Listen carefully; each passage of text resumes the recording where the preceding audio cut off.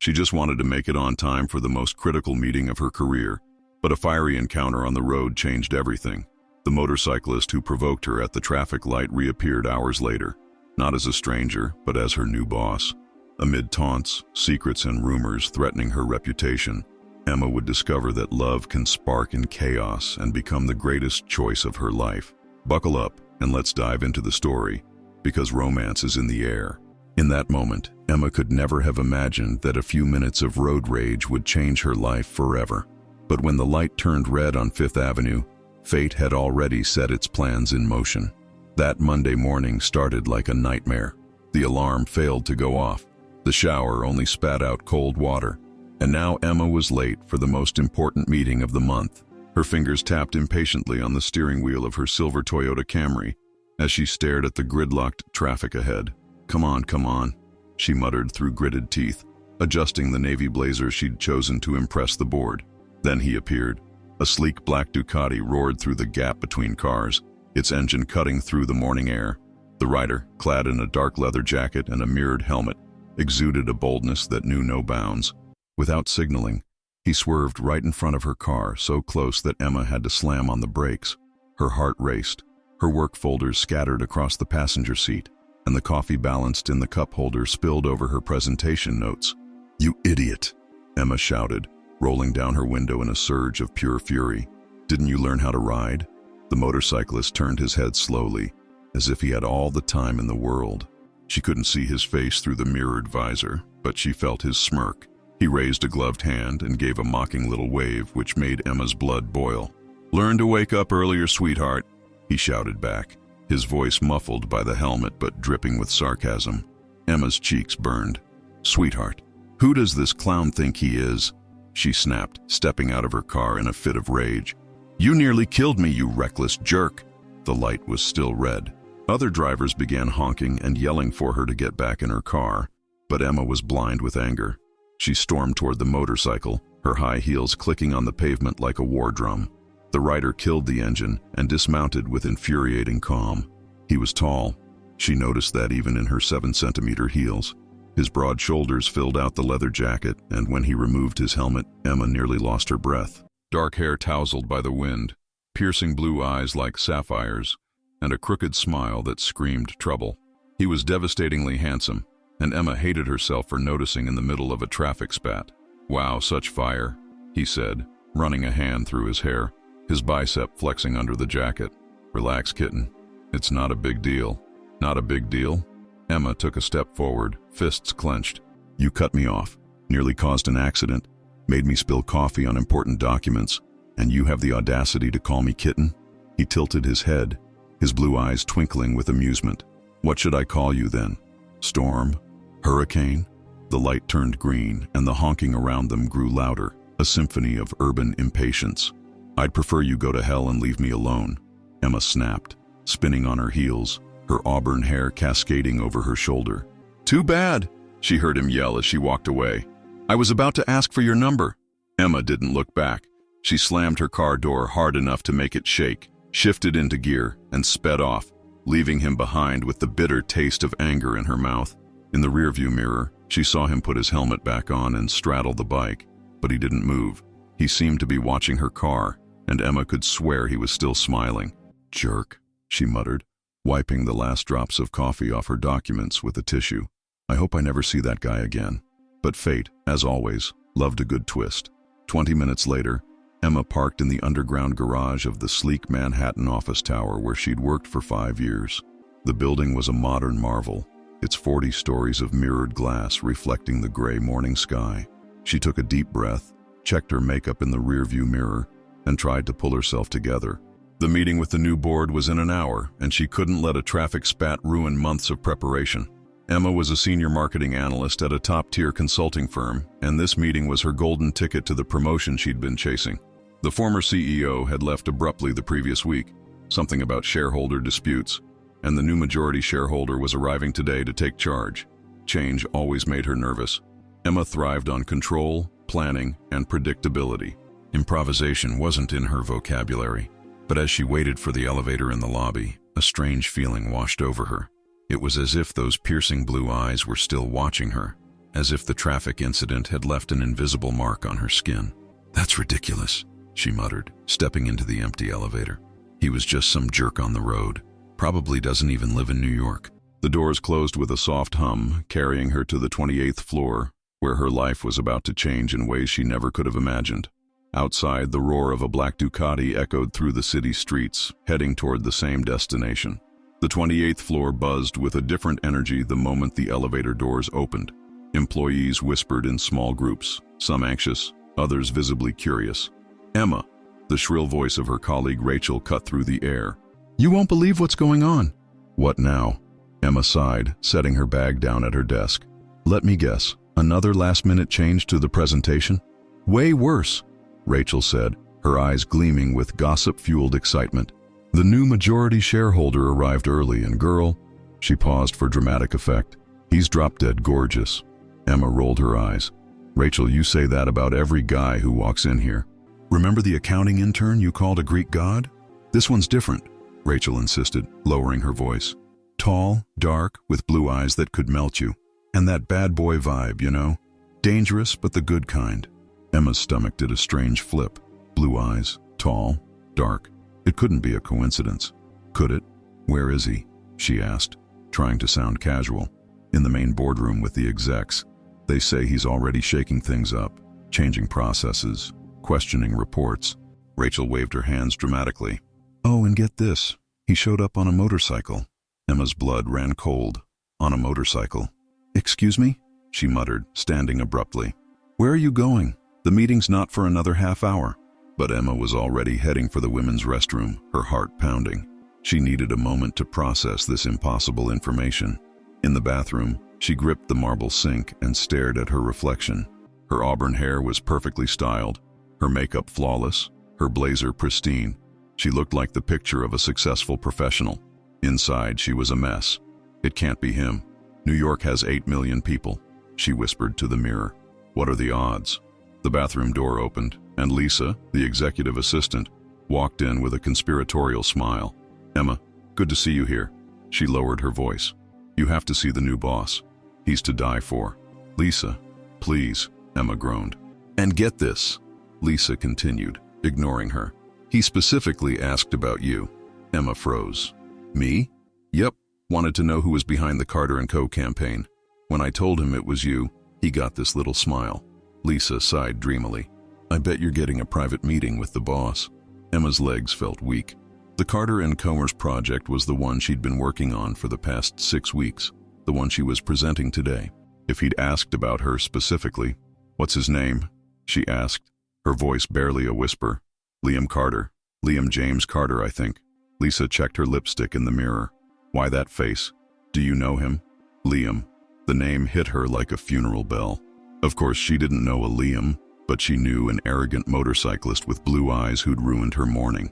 "No," she lied, forcing herself to stay composed. "Just pre-meeting nerves. You know how it is. Relax, girl. With that killer project you put together, he'll probably promote you on the spot." 15 minutes later, Emma sat in the main boardroom, hands clasped tightly on the glass table, trying to control her breathing. The 8 other employees around her chatted in hushed tones, all visibly anxious about meeting the new leadership. The door swung open, and Emma's world collapsed. Liam strode in with the same arrogant confidence he'd shown at the traffic light. He wore a sharp charcoal suit, no tie, the top buttons of his white shirt undone, revealing a subtle silver chain around his neck. His dark hair was neatly styled but still carried that rebellious edge. And those blue eyes, those damn blue eyes, swept the room until they landed on her. A slow, wicked smile spread across his face. "Good morning, everyone," he said, his voice the same one that had called her sweetheart on the road, now laced with corporate authority. "I'm Liam Carter, and as of today, I'm leading this company's restructuring." Emma couldn't breathe, couldn't move, just stared as he circled the table, shaking hands with each person. "Change can be daunting," he continued, "but I'm here to take this company to new heights, and I know talent when I see it." His eyes met hers again, and she felt the weight of his gaze like a physical touch. When he reached her, his cologne, woodsy, intense, hit her senses. He extended his hand, and she had no choice but to take it.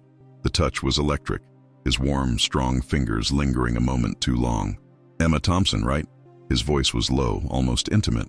"The one behind the Carter and Comer project?" "Yes, sir," she managed, pulling her hand back quickly. "Liam," he corrected, his eyes gleaming with barely concealed amusement. No need for unnecessary formalities.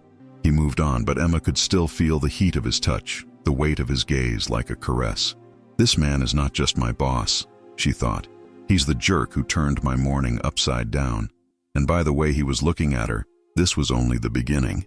The presentation was a silent disaster. Not because the project was flawed, Emma knew it was brilliant, but because her hands trembled slightly every time Liam's blue eyes fixed on her, and her voice faltered when he asked seemingly innocent questions laced with double meanings. "Interesting approach to audience segmentation," Liam said, leaning back in his chair, arms crossed. "Tell me, Emma, how did you decide this demographic would be the most responsive?" The word responsive rolled off his tongue like a caress, and Emma felt heat creep up her neck. "Extensive market research, behavioral analysis," she said, taking a deep breath, "and professional instinct." "Instinct," he repeated, a spark of amusement in his eyes. "Sometimes our instincts surprise us, don't they?" The other employees seemed oblivious to the electric tension between them, seeing only a new boss asking smart questions. They didn't know every word was a veiled reference to their explosive traffic encounter. When the meeting finally ended, Emma gathered her materials in a rush, desperate to escape. She needed air, space, anything to clear her head. "Emma," Liam's voice stopped her cold as she reached the door. "Can you stay a moment? I'd like to discuss some project details." She turned slowly. The room had emptied, leaving them alone for the first time since the traffic light. The silence was heavy, like a storm about to break. Liam approached, hands in his pockets, a dangerous smile playing on his lips. "Small world, isn't it?" he said, stopping at a distance that was professionally appropriate but personally unsettling. "I don't know what you're talking about," Emma said, lifting her chin, trying to regain control. "Don't you?" He tilted his head, feigning confusion. "An angry woman, silver Toyota Camry, navy blazer. Reminds me of someone I met this morning." "You must be mistaken," she said, her heart pounding so loudly she was sure he could hear it. "Funny, because I could have sworn I heard a voice just like yours calling me an idiot." Liam stepped closer. "You were right, by the way. I am an idiot." His smile was devastating. "But I'm an idiot with a good memory, and I distinctly remember saying I'd ask for your number." Emma's legs felt weak. "This is completely inappropriate. You're my boss." "I am," he said with a casual shrug, as if it were the least important detail. "But before I was your boss, I was just a guy who was impressed by the fire of a woman in traffic." "I don't have fire," she lied. "Don't you?" His blue eyes traced her face like a touch. "What was that at the traffic light then?" "Ice?" Emma shot back, unable to resist. His laugh was rich, genuine, and utterly masculine. "There's that fire I was looking for." She realized she'd fallen into his trap. He'd provoked her on purpose, and she'd reacted exactly as he expected. "You're impossible," she muttered. "I'm many things," Liam agreed. "Impossible is just one of them." He stepped back, heading toward the window with a view of the city skyline. The Carter & Co. project is exceptional, Emma. You've got talent, but it needs some tweaks. The sudden shift to business caught her off guard. "Tweaks?" "Yes, I'd like us to work on them together." His professional mask was back, though his eyes still sparkled with mischief. "Daily meetings, full strategy review, detailed analysis of every step. It'll be intense." Emma swallowed hard. Working closely with this man every day was a recipe for disaster. "I prefer to work alone." "Do you?" Liam raised an eyebrow. "Too bad, because I wasn't asking for your preference, Emma. I was setting your new schedule." His tone was authoritative, but there was a playful challenge in it that made her blood simmer. "We start tomorrow, 8 a.m. My office. Don't be late." He paused at the door and turned back. "Oh, and Emma, try not to spill coffee on your documents this time." With that, he left, leaving her alone in the boardroom with a racing heart and the certainty that her life had just gotten infinitely more complicated. The next few days were a sweet, unbearable torture. Liam kept his promise of daily meetings, each one a minefield of barely concealed chemistry. He had a knack for turning professional discussions into something charged with subtext, every technical question sounding like a veiled seduction. "The visuals need to be more captivating," he'd say, leaning over her shoulder to look at her laptop screen, his cologne invading her senses. "Something that evokes an immediate response." Emma tried to focus on work, but it was impossible to ignore the way his voice hummed near her ear, or how his fingers occasionally brushed hers when pointing at the screen. "I'm aiming for elegance without losing impact," she'd reply, pretending not to notice how he lingered too close. "Elegance and impact aren't mutually exclusive," he'd murmur. "Sometimes the best results come from blending control with spontaneity." It was clear he wasn't just talking about marketing. By Wednesday, things reached a breaking point when Liam announced they'd need to travel to Miami for a client presentation the next day. "Travel?" Emma nearly dropped her coffee mug. "I can't travel with you." "Why not?" He tilted his head, feigning innocence. "It's a golden opportunity for the company. The client is one of the biggest in South Florida." "I have commitments," she said. "What commitments?" His blue eyes studied her intensely. "Jealous boyfriend? That's none of your business," she snapped. "It is," he countered, stepping closer to her desk. "I'm your boss, and I need to know if my employee has any issues fulfilling her professional duties." Emma took a deep breath. The truth was, she hadn't had a boyfriend in 2 years, but admitting that to this man felt too dangerous. "I don't have a boyfriend," she admitted, hating herself for it, "but it's still inappropriate." "Great." His smile was triumphant. "We leave at 7 a.m. I've already booked the car." The next morning, Emma descended at exactly 7 a.m. and nearly had a heart attack. Liam leaned against a black BMW, dressed in dark jeans and a fitted polo shirt that hugged his physique perfectly. Without the formal suit, he looked even more dangerous, more real, more man. "Punctual," he commented, opening the passenger door for her. "I like that in a woman." "You seem to like a lot of things in women," Emma muttered, sliding into the car.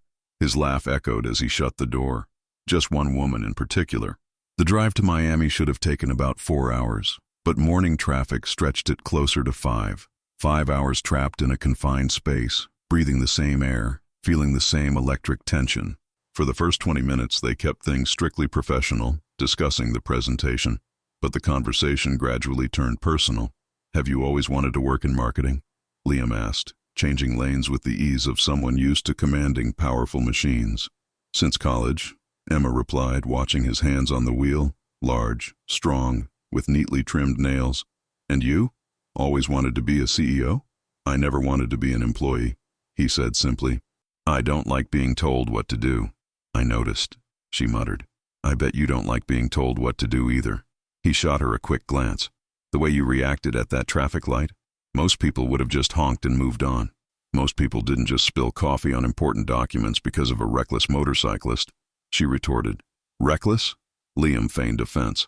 "I prefer spontaneous." "Spontaneous is a fancy word for careless," she shot back. "Careless would be if I'd caused an accident," he said. "But I didn't, did I? Just a different kind of accident." Her heart skipped a beat. "What kind of accident?" His blue eyes flicked to hers for a moment before returning to the road. "The kind that changes people's lives." Before she could respond, his phone rang through the car's system. "Liam Carter," he answered. "Mr. Carter," came a female voice, clearly his assistant. "Bad news about today's meeting. Mr. Rodriguez had a family emergency and needs to reschedule for tomorrow, same time." Liam's shoulders tensed. "Tomorrow's Friday. I had other plans. He says it's the only option for the next 2 weeks, sir. Otherwise, we'll have to wait until next month." Liam was silent for a moment. "Fine. Confirm for tomorrow. Thanks, Maria." He hung up and ran a hand through his hair, frustrated. "Damn it. What do we do now?" Emma asked. "You can head back today," he said. "I'll stay at the hotel and wait for tomorrow." "What about the presentation? I know the project better than anyone." "You're right." He glanced at her with a sly smile. "Looks like we're sharing a hotel for the night." Emma's stomach nodded. "Sharing a hotel?" "Separate rooms, obviously," he said, but his tone hinted at other possibilities. "Unless you object." Emma swallowed hard. Spending a night in the same hotel as Liam, with all this growing tension, was dangerous territory. "No objections," she lied. 2 hours later, they stood in the lobby of the luxurious oceanfront hotel in Miami, its sophisticated decor and ocean views doing little to calm Emma's nerves. Liam was speaking to the receptionist, while Emma tried not to think about sleeping just meters away from him. "We have a problem," Liam said, approaching with an odd expression. "Due to a corporate event, they only have one room available." He paused. "With one king bed." Emma's world stopped. "What do you mean, one room?" "I booked 2 rooms, but there was a mix-up," he explained. The receptionist offered an apologetic smile and suggested a roll-away bed or checking nearby hotels. Emma's mind raced. "We can find another hotel." Liam sighed. "The bed's big enough. We're adults. We can handle one night without it being an issue." His eyes met hers, daring her to disagree. "Unless you're worried." "Fine," she said, lifting her chin. "No problem at all." His slow, dangerous smile sent a shiver down her spine. "Perfect." An hour later, Emma stood in the elegant room, staring at the massive king bed that dominated the space. The balcony offered a stunning ocean view, but her mind was fixated on the fact that she and Liam would soon share this intimate space. "Great view," Liam said from behind her. She turned to find him in a fitted white tank top, his muscular arms crossed, revealing tattoos she'd suspected were there, tribal designs snaking down his right arm. "Yeah," she agreed, her voice huskier than intended. "Beautiful." He stepped onto the balcony beside her, his cologne mixing with the sea breeze in a heady combination. "Emma," he said softly. "Yes?" She turned to him, realizing he was much closer than expected. His blue eyes studied her with an intensity that made her skin tingle. "About that traffic light," he said, his voice low and intimate. "I lied. It wasn't an accident. I saw you in traffic and wanted to get your attention." Her heart pounded. "Why?" "Because even from a distance, without knowing you, I knew you were different." His hand rose, his fingers hovering just shy of her face. "And I was right." The air between them crackled with electricity. Emma felt like she was standing on the edge of a cliff, unsure where she'd land. A gust of ocean wind slammed the balcony door shut, startling them both. Emma stumbled, and Liam caught her arms to steady her. His touch burned through her silk blouse, and when she looked up to thank him, their lips were inches apart. Time froze. His blue eyes dropped to her mouth, then back to her eyes. She could feel his warm, uneven breath, see the rapid pulse in his throat. "Emma," he murmured, her name a prayer, and then they kissed. It was explosive, days of pent-up tension and provocation pouring into a hungry, desperate kiss. His hands cupped her face, fingers tangling in her hair, as she surrendered to the overwhelming sensation. When they finally parted, both were breathless. "This shouldn't have happened," Emma whispered, her hand still pressed against his chest, feeling his racing heartbeat. "It should have happened a long time ago," Liam said, his voice thick with desire. He pulled her closer, and this time, Emma didn't resist. In that moment, on a Miami hotel balcony with the sound of waves in the background and his scent surrounding her, she realized she was lost, and for the first time, she didn't want to be found. Monday hit like a slap of reality. Emma woke in her own bed in her Brooklyn apartment, trying to convince herself the past 2 days in Miami had been a vivid dream. But the memory of Liam's warm body against hers, their kisses stretching into the early hours, the whispered intimacies between hotel sheets, it all burned into her skin like a permanent mark. They'd crossed every line, and now they had to return to work and pretend nothing had happened. "You can do this," she told her bathroom mirror, adjusting her black blazer, a professional armor against her vulnerability. It was just one night, a fleeting madness, back to normal. But when the elevator doors opened on the 28th floor, Emma realized normal was a meaningless word. Liam was in the hallway talking to 2 accounting staffers, wearing a navy suit that made his blue eyes pop. When he saw her, his conversation paused for a split second, his gaze locking onto hers, sending a wave of heat through her body. "Good morning, Emma," he said, his tone professional but laced with an intimacy that made the others glance at her curiously. "Good morning, Mr. Carter," she replied, forcing formality, but their locked eyes reignited memories of his hands on her skin, his whispered words in the dark. "Emma." Rachel's voice snapped her back to reality. "You okay? You're a little flushed." "I'm fine," Emma lied, heading to her desk. "Just tired from the trip." "Oh, right. How'd the Miami presentation go? You and the hot boss get along?" Rachel teased. "It was professional," Emma said quickly, her cheeks burning. "Very professional." "Too bad," Rachel sighed. "With those blue eyes and that smile, I'd have made the most of that trip." "If you only knew," Emma thought, her face heating up. The day dragged on with torturous stolen glances and hallway encounters. Every time Liam appeared in her view, her heart raced. Worse, she sensed others noticing their chemistry. "Hey, Emma," said Mark from finance, approaching her desk late in the day. "Can I ask you something personal?" "You can try," she said, not looking up from her computer. "You and Liam, is there something going on?" The question hit like a punch. What? Come on. Mark lowered his voice, glancing around. Everyone's noticed the way you two look at each other. This morning in the hall it felt too close for just business. You're imagining things, Emma said, her voice sharper than intended. Okay. Mark raised his hands in surrender. Just curious. You'd make a good pair. As he walked away, Emma's hands trembled. If Mark noticed, who else did? And what would happen if the rumors reached the board? An email from Liam arrived at 5:45 p.m. Need to discuss Carter project adjustments. My office, 6 p.m.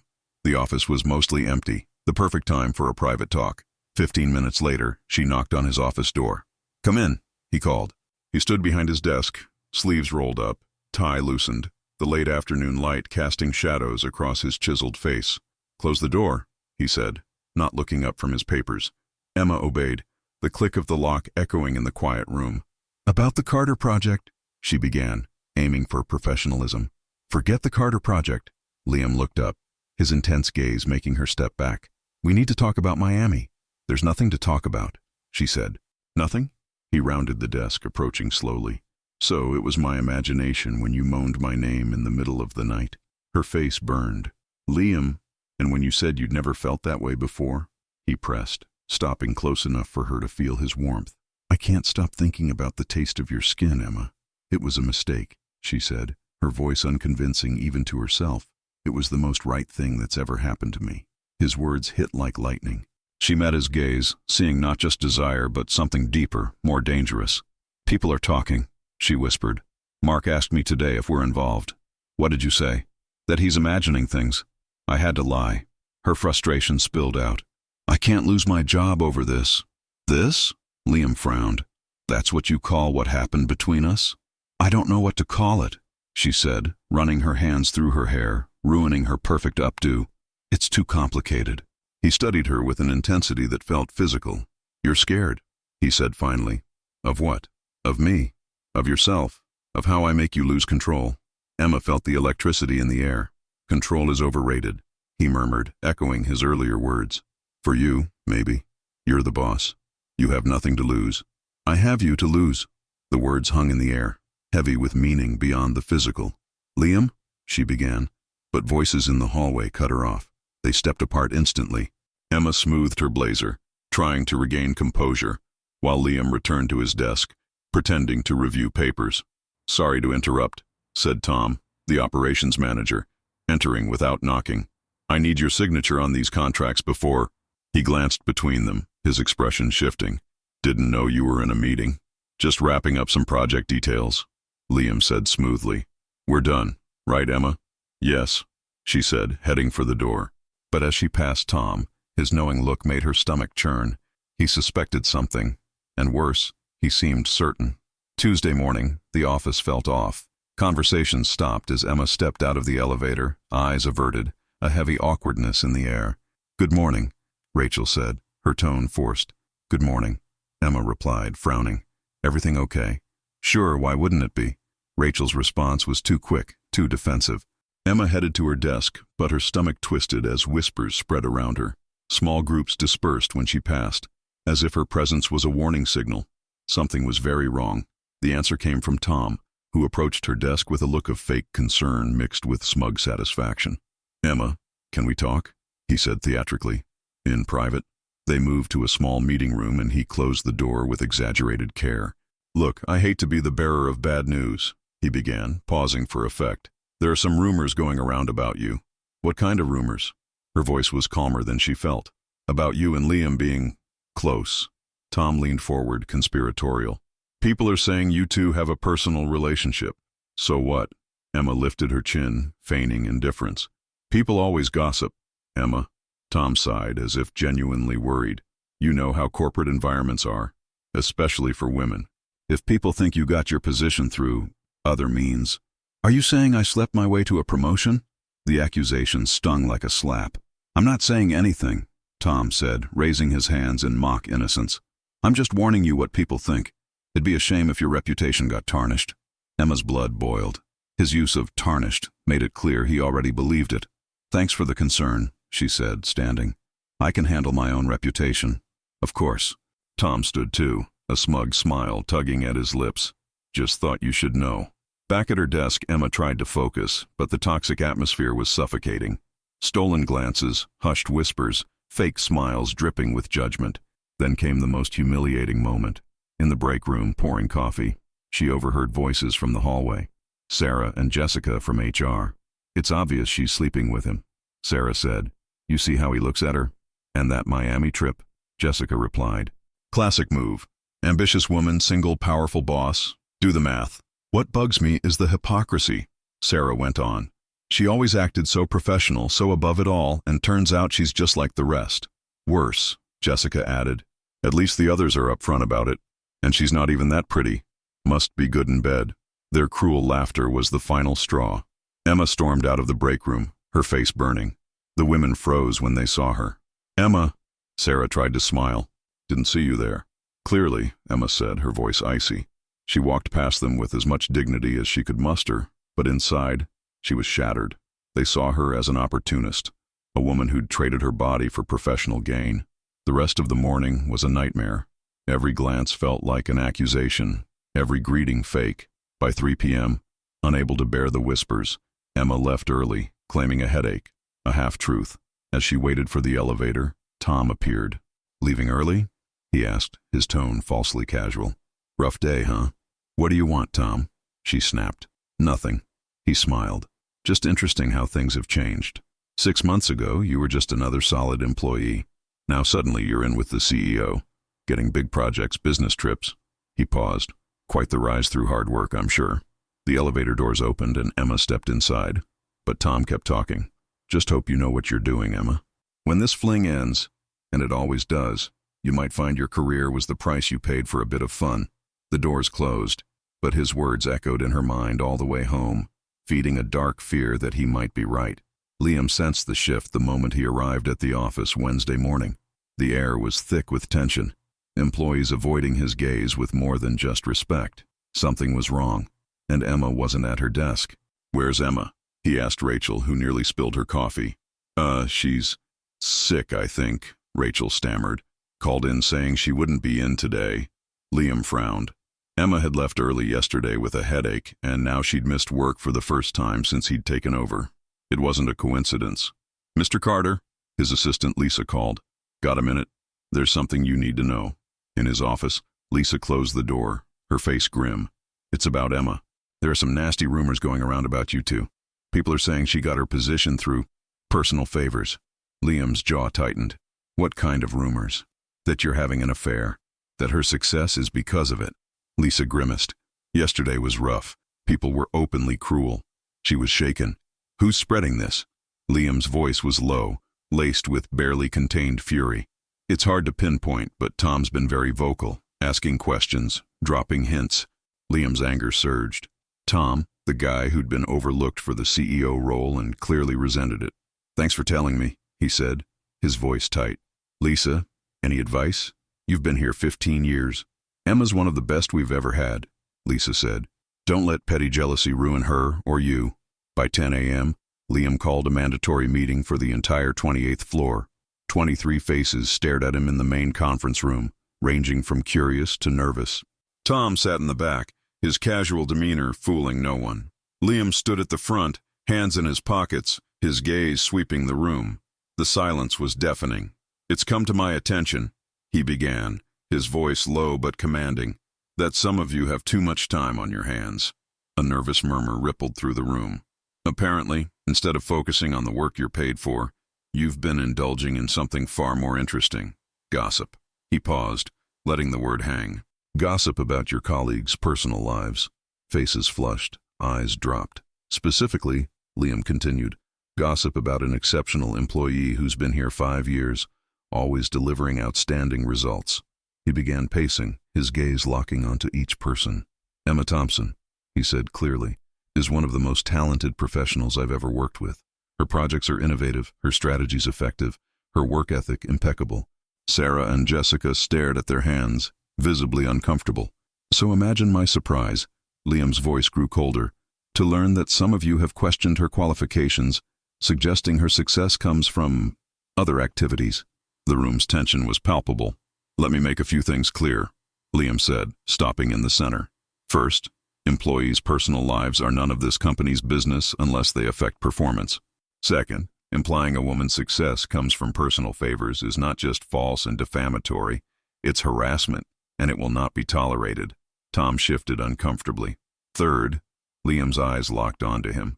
Anyone spreading malicious rumors or making inappropriate comments about a colleague will face immediate suspension and investigation for termination, no warnings, no second chances. The silence was deafening. Emma Thompson earned everything through hard work, intelligence, and dedication. She doesn't need anyone's favors to be exceptional. She already is. His voice grew fierce.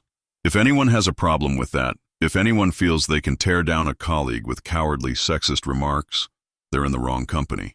He scanned the room again. Now, since you're so interested in my personal life, a dangerous smile curved his lips. Yes, I have a personal interest in Emma Thompson, not just as a professional but as the extraordinary woman she is. Gasps filled the room. And if that bothers any of you, if you think it compromises my ability to lead or her ability to do her job, you clearly don't know me. His voice turned to steel. I don't hide, I don't lie, and I don't tolerate attacks on the people I care about. Tom paled. There's a difference between personal interest and professional favoritism, Liam continued. Emma has never needed and will never need special treatment. She's exceptional on her own merit. He leaned on the conference table, his gaze piercing. Let me be crystal clear.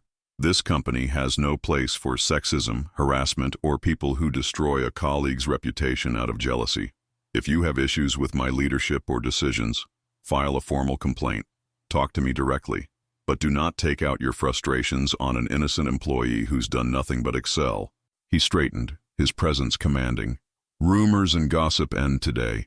Anyone caught continuing this toxic behavior will be out the door immediately. That's not a threat, it's a promise. The room was silent. Emma Thompson has my respect, my admiration, and yes, my personal interest. If anyone has a problem with that, the door's right there. He headed for the exit but paused. Oh, and Tom? His voice cut like a blade. Tom looked up, pale as paper. My office.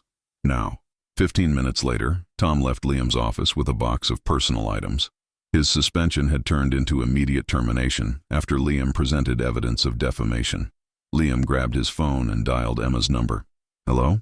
Her voice was weak, vulnerable. It's me, he said softly. How are you? There was a pause, then a stifled sob. Liam, I can't do this anymore. The way they looked at me, the things they said, you won't have to worry about that anymore, he said firmly. I just took care of it. How? By making it clear to everyone that you're untouchable, that I won't tolerate anyone hurting you, and that anyone who tries will answer to me. He paused. Emma, I should have done this sooner. I should have protected you from the start. Liam, her voice broke.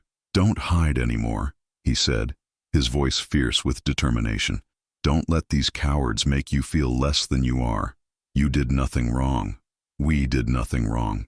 For the first time in 2 days, Emma's voice carried a hint of a smile. Okay. 3 weeks later, the office had transformed.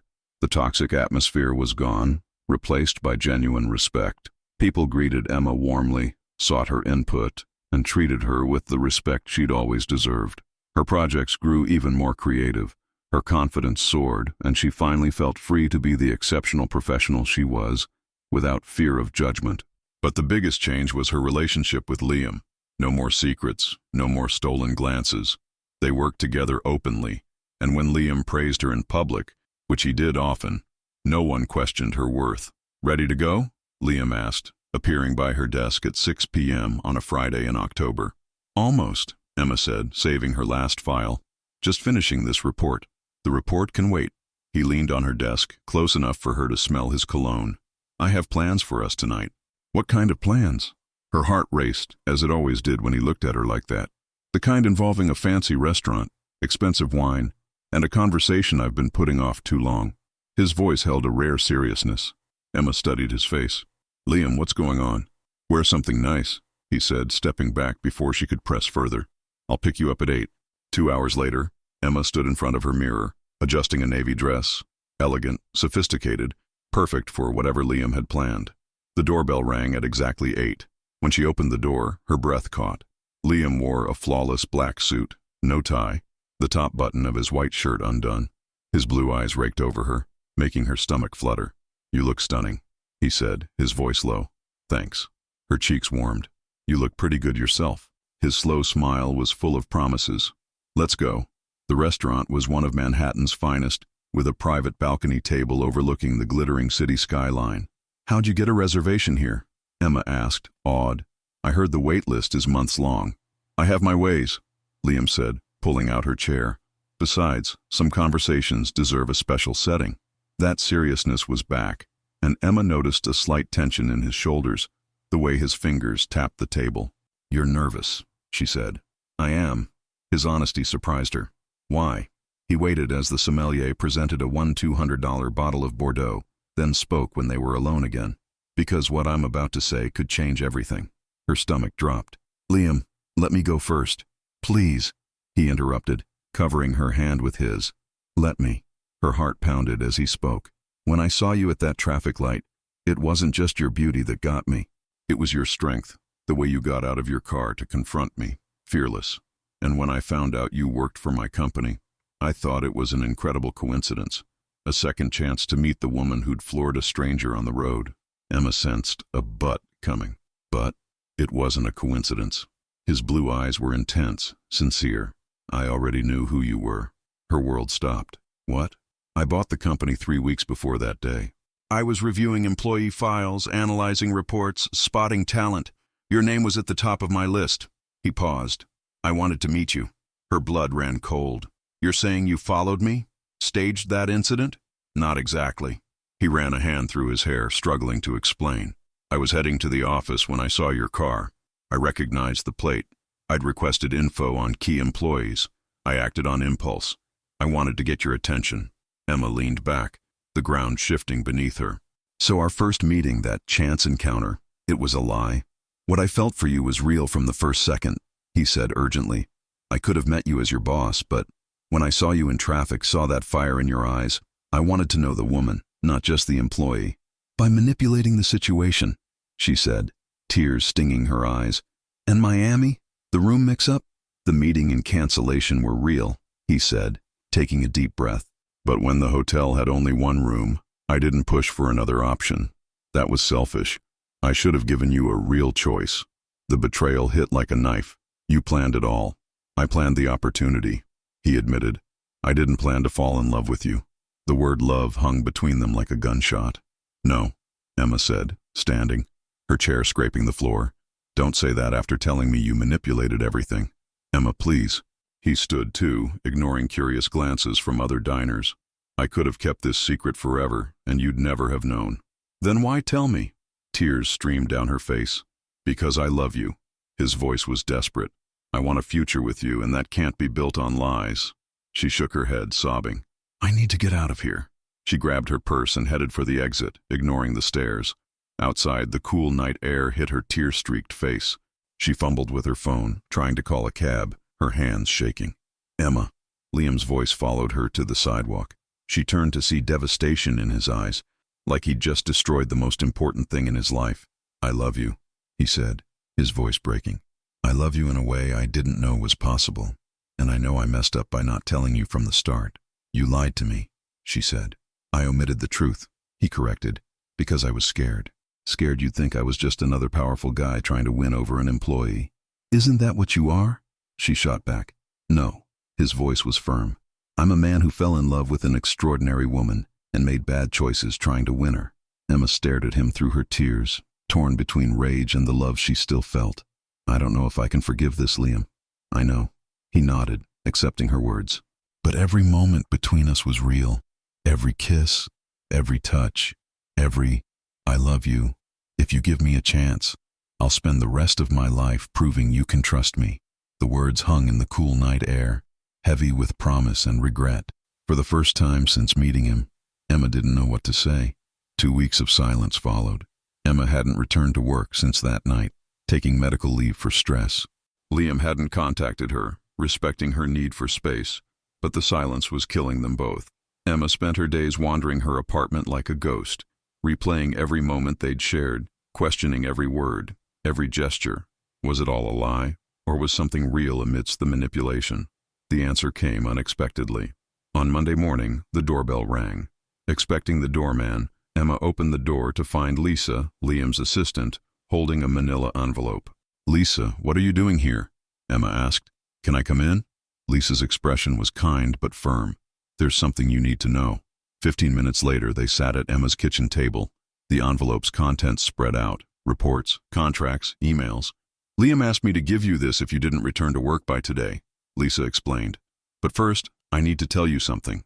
Emma stared at the documents, confused. "Lisa, I worked for Liam for 8 years, long before he bought your company, and I've never seen him act this way over a woman." Emma's heart clenched. "What do you mean?" "He hasn't slept properly since that night at the restaurant. He barely eats, barely talks. When he thinks no one's looking, he stares at your empty desk like he's lost the most important thing in his life." Emma tried to stay strong. "That doesn't change what he did." "No, it doesn't," Lisa agreed. "But maybe this will explain why." She pointed to the documents. "Look at this." Emma picked up a report dated 3 weeks before the traffic incident. Her name was circled in red, with notes in the margin. "Exceptional talent. Leadership potential underutilized in current role." She read on, finding more notes. "Promote immediately, 40% salary increase, include in strategic projects." She looked up, stunned. He was planning to promote me before we even met. Not just promote. Lisa pointed to the last page. Emma flipped to it and froze. It was a partnership proposal naming her as future marketing director with company shares. "He wanted to make you a partner based solely on your work, before ever meeting you in person," Lisa said. 2 weeks before that traffic light, he was already planning to make you an offer. Emma's hands shook as she held the document. "So he didn't need to manipulate me to give me opportunities. He was already going to." "Exactly." Lisa smiled sadly. "What he did at the traffic light was dumb, yes, but it wasn't calculated. It was romantic in a clumsy way." Tears fell onto the documents. "There's one more thing," Lisa said, pulling out a smaller envelope.